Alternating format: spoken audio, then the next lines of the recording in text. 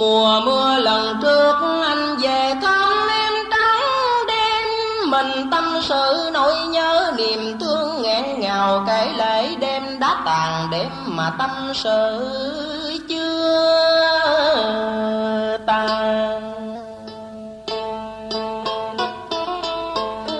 Mình cách biệt nhau đã mấy năm tròn, Em tiễn anh đi cũng vào một chiều mưa vắng lạnh, thưa thốt bóng người gái nhỏ điều hiu. mình ép vào nhau trốn từng cơn gió lạnh, đến từng giây phút sau cùng còn được gần nhau.